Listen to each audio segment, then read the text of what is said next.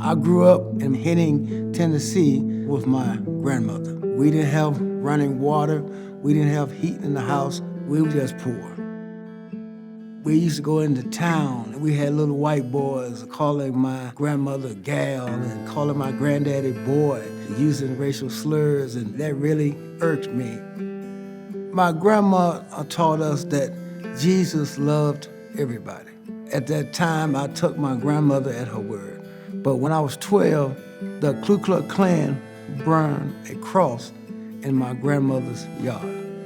When I saw that cross burning in my yard and heard all the racial slurs they was using, I was convinced that day it's a white man's God.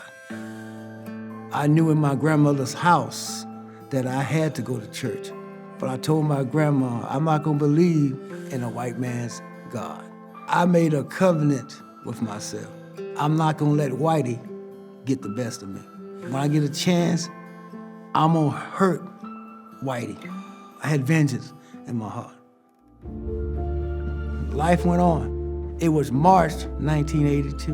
One day I got into a situation. I needed to figure out how to get $5,000. I met this white guy. He said, man, I'll loan you $5,000. Every week, I paid him back $100.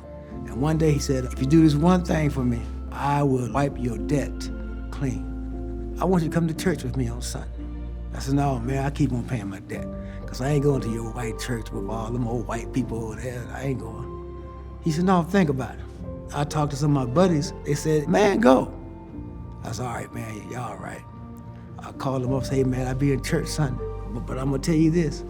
If one of them called me, brother, I'm gone. I went, sitting in church.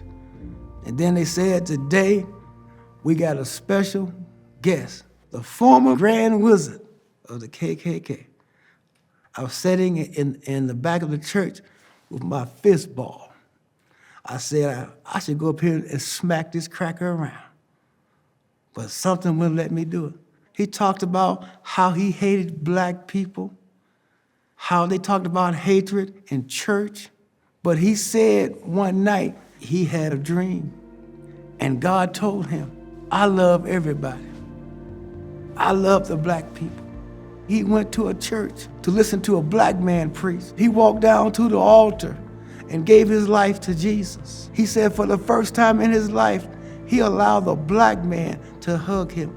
He said that day God changed my life. And all of a sudden, I got a tear in my right eye. I got a tear in my left eye. I'm crying. He made an altar call. I said, okay, God, if you real, you changed me. I went to the altar. I got down on my knees. I asked Jesus to come into my heart. I felt the weight, the hatred, the bitterness, the pain, the anger, everything come off me. The guest speaker, we stayed in contact many of years. He would always ask me to come and do a revival with him. And he's a good brother. 2003, I was asked to go to a prison and speak. They told me one of the guys is the head guy of the Aryan Nation. I said, okay, it's no problem. Thursday, Friday, and part of Saturday, he just stared me down. I said, I'm gonna allow the love of God in me to touch his heart. So it was my turn to speak. I went off script and gave my testimony. He had tears in his eyes. Him and I talked, and he said, you know what? The next section, I'm gonna give my life to Jesus. The preacher made an altar call, and the guy got down on his knees like I did, so I go up there and pray with him. He gave his life to Jesus.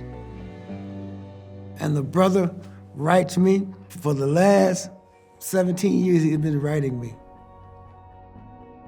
Today, when I share the gospel, when I preach the gospel is for everybody. It's been almost 13 years now as a Corps Sergeant Major with the Salvation Army.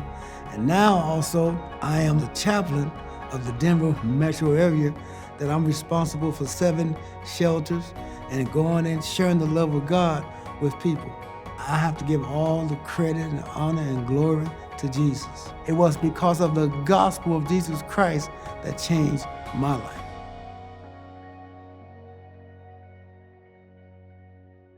If this video impacted you, like it and share it. We are always posting content, so don't forget to subscribe. Thank you for helping us share change.